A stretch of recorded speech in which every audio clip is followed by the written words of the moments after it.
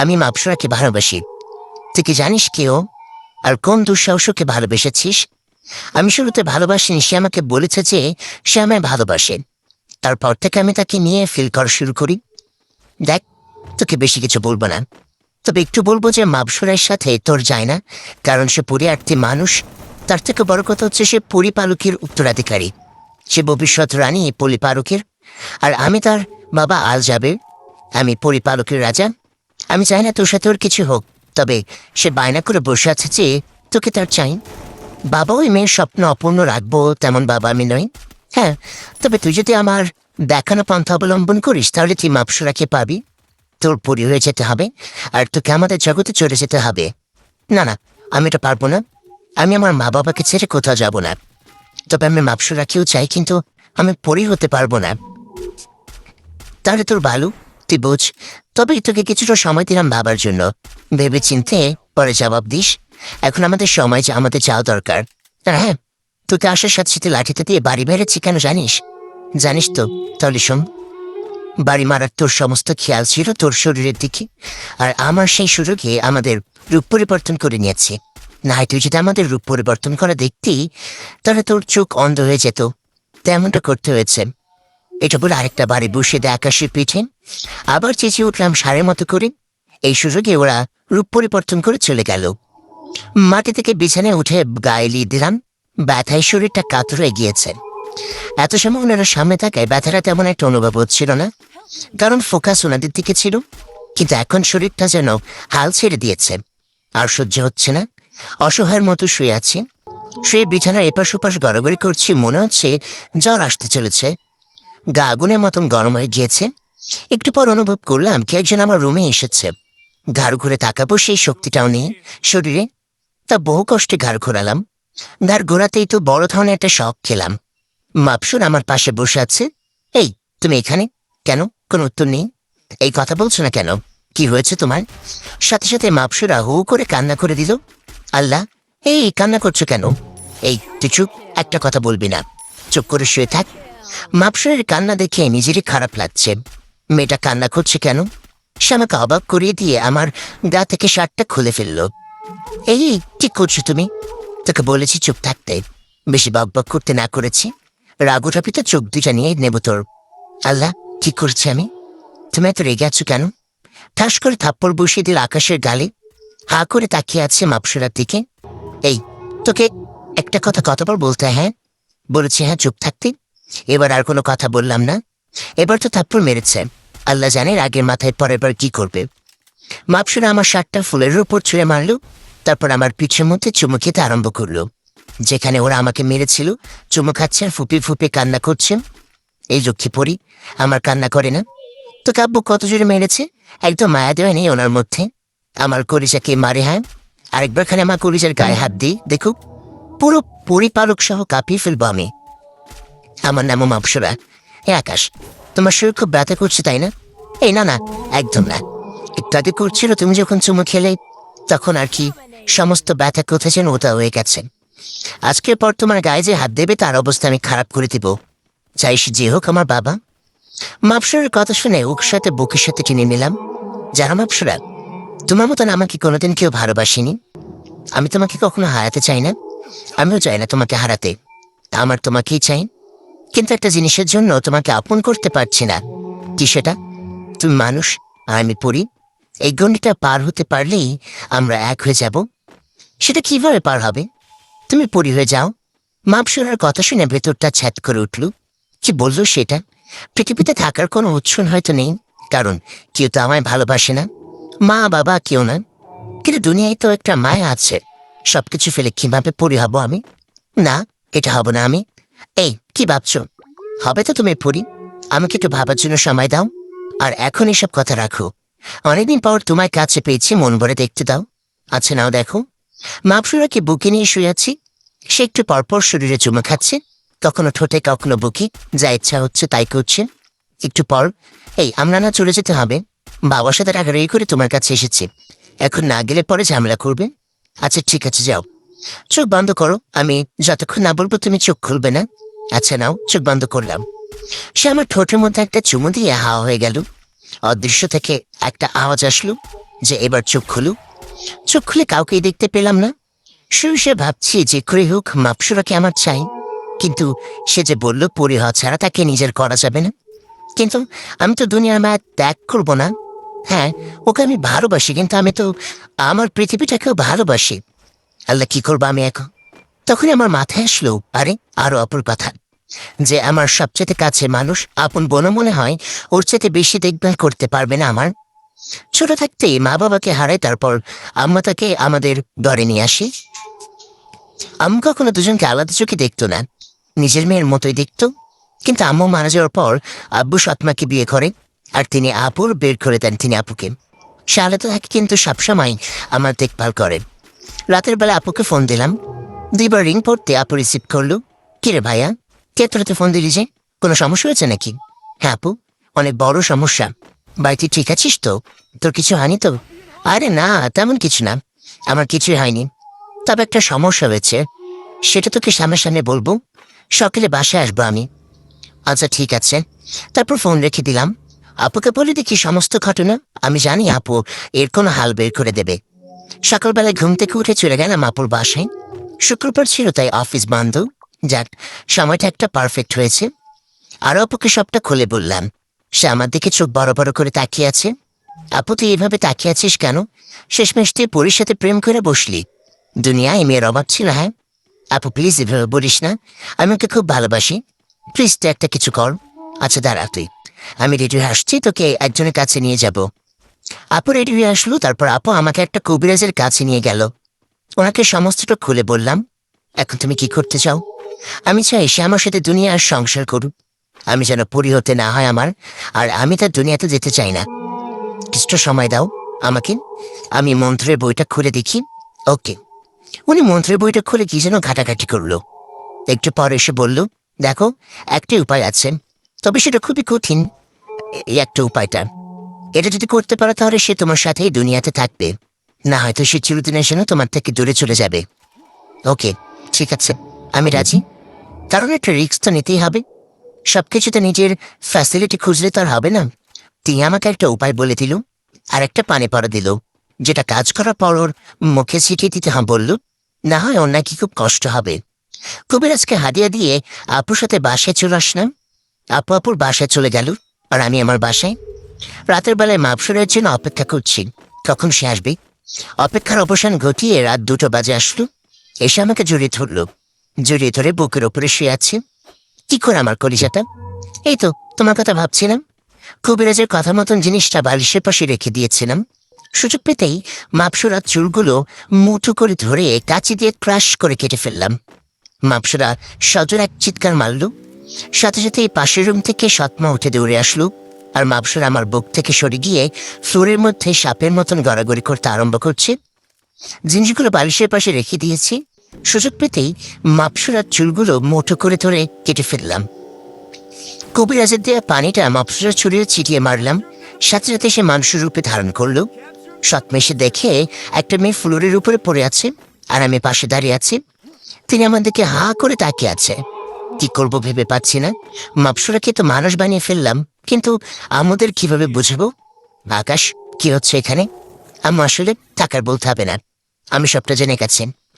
আমার সেদিন সেই অবাক লেগেছিল, যেদিন তোর পকেটে এতগুলো টাকা দেখলাম। তোর কাছে তো এতগুলো টাকা থাকার কথা না, আর আমি এটাও জানি যে তুই কখন অন্যায় কাজ করবি না। হ্যাঁ, আমি তো সৎমা তোর উপর অত্যাচার করি, কিন্তু এই ভরসাটুকু আমার আছে তোর ওপরে, যে তুই কোনোদিন উল্টাপাল্টা কিছু করবি না। সেদিন থেকে তোর উপরে আমার নজর ছিল। আর রোজ রাতে তোর রুমের পাশে আমি দাঁড়িয়ে থাকতাম। তুই কার সাথে কি কথা বলিস সবটাই আমি জানি, আর এই মেয়েকে সেটা আমি জানি। থাক, আমি আর এখন এত কথা বলতে চাই না। কাল সকালে রেডি হয়ে থাকবে, আমি নিয়ে গিয়ে তোদের সাথে তোদেরকে বিয়ে পড়ে দেব। সৎমার কথাগুলো শুনে চোখটা কপাল উঠে গেল। এই তো দেখি ভূতের মুখের আমরাম। যে মা আমাকে সহ্য করতে পারতো না, সেই মা আজ এত কর্তব্য দেখাচ্ছে। নাসিরও টাকার লোভে পড়ে করছে কে জানে। দূর, এত কিছু ভেবে লাভ নেই। এখন মাপসরার কি করবো সেটা নিয়ে ভাবি। ওকে আম্মু, রেডি হয়ে থাকবো। তিনি চলে গেলেন, আর আমি মাপসরাকে ফ্লোর থেকে উঠিয়ে নিয়ে বিছানায় শুয়ে দিলাম। তারপর ওর চুলগুলো বাড়ির জমিতে একটা ছোট্ট গর্ত করে সেখানে পুঁতে দিয়ে আসলাম। এসে দেখি মাপসরা বিছানার উপরে বসে বসে কান্না করছে। মেয়েটার জ্ঞান ফিরে এসেছে। আকাশ, তুমি এটা কি করলে? কিভাবে করতে পারলে তুমি আমার এত বড় সর্বনাশ? কি দোষ ছিল আমার? তোমার কোনো দোষ নেই মাপসুরা। দেখো, তুমি আমি নিজের চেয়েও বেশি ভালোবেসে ফেলেছি, কিন্তু তোমাকে পেতে হলে পরি হতে হবে, সেটা আমার মন সাড়া দিচ্ছিল না। কিন্তু তোমাকেও যে আমার পেতে হবে তেমনটা করেছি। এছাড়া যে তোমাকে নিজের করে পাওয়ার মতো কোনো উপায় ছিল না, তাই বলে আমাকে বলি দিলে ভালো তো আমিও তোমাকে বাসতাম, কিন্তু তোমায় তো জোর করে পরি বানাইনি আমি। আমি চাইলেই সেটা করতে পারতাম, কিন্তু করিনি। আমি চাই যে তুমি নিজ থেকে পরি হয়ে যাও, যাতে করে আমার বদলে তুমি পরিপালকের রাজত্ব করতে পারো। তুমি হবে রাজা আর আমি হব তোমার রানী। কিন্তু সবটাই তুমি শেষ করে দিলেন। তুমি রাজা হলে তোমার যেমন ইচ্ছে হতো তুমি তেমনটাই করতে পারতে। চাইলে তুমি আসতে পারতে, চাইলে পরিপালকে যেতে পারতে, কিন্তু তুমি কি করলে এটা? যে তোমাকে নিয়ে এতটা ভেবেছে তাকেই বলিতে দিলে। মাপসরা প্লিজ, আমায় তুমি ক্ষমা করে দাও। যেটা করেছো সেটা ক্ষমার যোগ্য না। আমার জীবনটা তুমি শেষ করে দিয়েছ। তুমি আসলে প্রমাণ করে দিলে যে পৃথিবীর মানুষগুলো নিজের স্বার্থের জন্য অন্য কাউকে বলে দিতে পারে। মাপসরার কথাগুলো শুনে ভেতরটা ফেটে যাচ্ছে। আল্লাহ, কি করলাম আমি এটা? যে আমাকে নিয়ে এতটা ভাবে তার এত বড় ক্ষতি কিভাবে করলাম আমি? কোনো কথা না বলে রুম থেকে বের হয়ে আসলাম, কারণ মেয়েটার চোখে চোখ রাখতে পারবো না আমি। বারান্দায় বসে সারাটা রাত কাটিয়ে দিলাম। সকালবেলা রুমে গিয়ে দেখি মেয়েটা কান্না করতে করতে ঘুমিয়ে গেছে। একটু পর সৎমা এসে বলে গেল রেডি হয়ে থাকতে দুজনে। মাপসুরাকে ঘুম থেকে উঠে রেডি হতে বললাম। সেও চুপচাপ রেডি হয়ে নিল, একটা কথা বলল না। মেয়েটা কেমন যেন মন মরা হয়ে গেছে। অবশ্য তার কারণটা আমার অজানা নয়। থাক, এখন এত কিছু ভেবে লাভ নেই। গিয়ে রেডি হয়নি। রেডি হয়ে আব্বু আম্মু আমি মাপসুরা সবাই মিলে একটা কাজের কাছে গেলাম। আব্বুকে হয়তো আম্মু রাতেই সবটা বলে দিয়েছে, তাই ওনার কোনো রিয়াকশন নেই। আমাদের বিয়েটা হয়ে গেল। মাপসুরাকে নিয়ে বাড়িতে চলে আসলাম। মেয়েটা সারাদিন আমার সাথে একটা শব্দও করেন এবং কথা বলে নাই। আশেপাশের লোকজন এসে নতুন বউকে দেখে যাচ্ছে। আম্মা আব্বু সবাইকে মিথ্যা বলেছে যে মেয়ের বাড়ি অমুক জায়গায়। অবাক করা বিষয় হচ্ছে, যেই মাপসুরাকে দেখেছে সেই তার চোখ ফেরাতে পারছে না। ড্যাব ড্যাব করে তাকিয়ে আছে ওর দিকে সবাই, যেটা থেকে আমার হিংসায় গা জ্বলে যাচ্ছে। কোনো কথা না বলে মাপসুরাকে কোলে তুলে নিয়েই নিজের রুমে চলে আসলাম।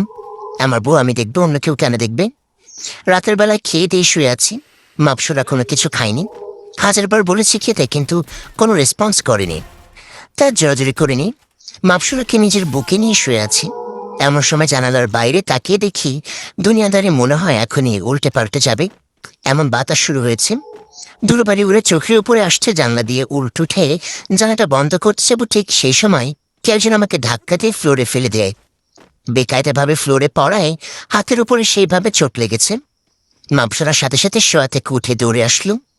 এই এই কি হচ্ছে তোমার? জানি না, কে যেন আমার ধাক্কা দিয়ে মাটিতে ফেলে দিয়েছে। এটা বলতে না বলতেই দেখি কালকের ওনারা আমার দিকে হাত করে তাকিয়ে আছে। আজকে আরো কয়েকজন এসেছে, সবার হাতে আগুনের লাঠি। তার মানে এরা সবাই পরিপালকের ক্ষমতাবান ব্যক্তি। এই বালক, তুই এটা কি করলি? ছলনা করে আমার মেয়েটাকে আমার থেকে দূরে সরিয়ে দিলি। তোকে তো আজকে আমি মেরে ফেলবো বলে আগুনের লাঠিটা দিয়ে বাড়ি মারতে যাবে, তখনই মাপসরা লাঠিটা ধরে ফেলে। বাবা, এটা তুমি করতে পারো না। সে এখন আর একা নেই, তার জীবনের সাথে তোমার মেয়েও যুক্ত হয়ে গেছে। ওর কিছু হলে তোমার মেয়ের এই ক্ষতি হবে। হ্যাঁ, আমি জানি সে অন্যায় করেছে, সে আমার সাথে প্রতারণা করেছে, সে প্রতারক। কিন্তু ওর মতো প্রতারক যে আমি না। আমি ওকে কথা দিয়েছি যে ওর গায়ে কেউ হাতের একটা ফুলের টোকাও দিতে পারবে না আমি থাকতে। সো তোমরা ওর গায়ে হাত দিব না। মারি, তুই কি বলছিস? যে ছেলে তোকে আমাদের থেকে দূরে সরিয়ে দিল, তুই তার রক্ষিতা হয়ে সামনে দাঁড়িয়েছিস। কি করবো বাবা, এছাড়া তো আমার আর কোনো উপায় নেই এখন। পাশ থেকে একজন বললে উঠল, মহারাজ, আপনি আপনার মেয়েকে নিয়ে চলুন। ওকে যে করে হোক আমি পরি বানিয়ে দেব। এত সাধনা, এত মন্ত্রবিদ্যা অর্জন করার পরে যদি সেটা কাজে খাটাতে না পারি, তাহলে সে সাধনার দাম নেই। মহারাজ, আপনি কারো কথা না শুনে মাপসুটাকে নিয়ে চলুন। লোকটার কথা শুনে বুঝতে বাকি রইল না যে সে পরিপালকের পণ্ডিত। সে এখনই বলল, কি আমার মাপসুরাকে নিয়ে যাবে? ওর কত বড় সাহস!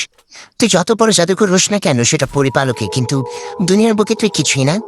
আমার কলিজাকে নিয়ে যাওয়া তো দূরের কথা, হাত লাগিয়ে দেখা তো পারলে। মারে, তুই চল আমাদের সাথে। পণ্ডিত মশাই তোকে আবার পরি বানিয়ে দেবে। চুপ করে দাঁড়িয়ে আছে মাপসুরা। আরে মহারাজ, এত কিসের কথা? সোজা নিয়ে চলুন তো বলে মাপসুরা হাত ধরে ফেলে। পণ্ডিত, তুই তো সীমা পার করে ফেলেছিস। আমার কলিজাকে নিয়ে যেতে চাস তুই? নিজেকে আর কন্ট্রোল করতে পারলাম না। দৌড়ে গিয়ে পণ্ডিত বরাবর একটা লাথি বসিয়ে দিলাম। শিশু যাচ্ছে গিয়ে মাটির উপরে পড়ল। দেখি কার কত বড় সাহস যে আমার কলিজাকে আমার থেকে নিয়ে যাবে। মাপসুরাকে টেনে টেনে এনে নিজের বুকে নিয়ে নিলাম। পণ্ডিত লাথি খেয়ে এখনো মাটিতে পড়ে আছেন। এই বালক, তুই কিন্তু বেশি বাড়াবাড়ি করে ফেলেছিস, এর ফল কিন্তু ভালো হবে না। বাবা প্লিজ, তোমরা এখান থেকে চলে যাও। তোমরা থাকলে এই ছেলে আরো বেশি পাগলামো করবে। এখন পণ্ডিতকে মেরেছে, কখন তোমার গায়ে হাত তুলে বসে ঠিক নেই। প্লিজ তোমরা চলে যাও। মাপসুরার কথায় ওর বাবা আর বাকি সকল যারা ছিল সবাই চলে যায়। আকাশ, তুমি কাজটা ঠিক করলি না পণ্ডিতকে মেরে। এখন তো শুধু পণ্ডিতকে মেরেছি, আমার থেকে আলাদা করার চিন্তা যে মাথায় আনবে তাকে শেষ করে দিব, চাই সে হোক তোর বাবা। কথাগুলো বলতে বলতে কান্না করে দিয়েছি। জানি না মেয়েটা কি করে এতটা ভালোবাসায় ফেলেছি আমি। মাপসরা প্লিজ, তুমি আমায় কখনো ছেড়ে যেও না। সেটা সময় দেখা যাবে, কে তো আর চিরজীবনের জন্য থাকে না। মাপসরার মুখে এমন কথা শুনে ভেতরটা মচে উঠল। না, ওকে আমি কখনো হারাতে দেব না। ওকে নিজের ভালোবাসায় জড়িয়ে রাখবো। টুস করে মাপসরাকে গড়ে তুলে নিলাম। তারপর বিছানায় নিয়ে গিয়ে ওকে পাগলের মতো চুমু খেতে লাগলাম। সে চুপচাপ শুয়ে আছে, কোনো রেসপন্স করছে না। রেসপন্স করলে করুক, না করলে না করুক, কিন্তু আমি ওকে নিজের করে নেব ভালোবাসায়। বেশ কিছুক্ষণ পর আকাশ মাপসরাকে ছেড়ে দেয়। দুজনে ক্লান্ত শরীর নিয়ে শুয়ে আছে। আকাশ শুয়ে ভাবছে যে ওদের একটা বেবি হলে হয়তো মাপসরা স্বাভাবিক হয়ে যাবে আর সে তাকে মেনে নেবে। কিন্তু সে জানে না যে তার চিন্তা ভাবনার বাইরেও অনেক কিছু ঘটতে চলেছে। তার জীবনে কোনো কাল আসতে চলেছে, তার কোনো ধারণাই নেই। আকাশের হয়তো তার জীবনটাই চলে যাবে। আকাশ শুয়ে ভাবছে ওদের একটা বেবি হলে হয়তো মাপসরা স্বাভাবিক হয়ে যাবে আর সে তাকে মেনে নেবে। কিন্তু সে জানে না যে তার চিন্তা ভাবনার বাইরেও অনেক কিছু ঘটতে চলেছে। তার জীবনে যে কাল অপেক্ষা করছে সেটা কোনো আভাস হয়তো পাইনি। তোমার ইচ্ছে পূরণের যদি আকাশ আমাকে পরি থেকে মানুষ বানিয়ে দিলে, আমার ভেতরে তোমার সন্তানের বীজ রোপণ করে দিলে, এরপরে আর কি কোনো ইচ্ছা আছে? মাপসরা, তুমি এমন করে বলছো কেন? প্লিজ এভাবে বলো না। আমি তোমায় ভালোবাসি, তাই তোমাকে নিজের করে পাওয়ার জন্য এমনটা করেছি। হ্যাঁ, ভালো করে তুমি একাই বেসেছিলে, আমি আর বাসিনি। যার কারণে আমার মা বাবা থেকেও আমাকে দূরে সরিয়ে দিলেন। পরিপালকের লোকের আসলে ঠিকই বলে যে মাঠে মানুষ নিজের স্বার্থ ছাড়া কিছুই বোঝে না। তারা নিজের স্বার্থের জন্য অন্য মানুষের প্রাণও নিয়ে নিতে পারে। সেম তুমি সেটা প্রমাণ করে দিলে। কি বলবো জানি না, কারণ মাপসা যা বললো সবটাই তো সত্যি। আসলে আমি ভাবিনি যে ওর মা বাবা থেকে ওকে আলাদা করেছি, ওর থেকে ওর স্বাধীনতা কেড়ে নিয়েছি। মাপসা, তোমার বলা একটা কথা মিথ্যা নয়। আমি জানি যে আমি দোষ করেছি, এর জন্য তোমার কাছে অনুতপ্ত আমি। প্লিজ তুমি আমায় মাফ করে দাও। হ্যাঁ, মাফ সেটা বললেই হয়ে যায়। যা করেছি তুমি আমার সাথে সেটার পরেও মাফ আশা করছো তুমি? আসলে সত্যি খুব বড় অন্যায় করে ফেলেছি আমি, যেটা মাফের যোগ্য না। কিন্তু মাফ তো আমি করিয়ে নেব। তোমার থেকে সময়টা আসতে দাও খালি। তোমায় আমি এত ভালোবাসবো যে তুমি আমায় নিজেই মাফ করে দেবে। তারপর ঘুমিয়ে পড়লাম। সকালবেলায় উঠে কাজে গেলাম। সেখানে গিয়ে আরেকটা ঝাটকা খেলাম।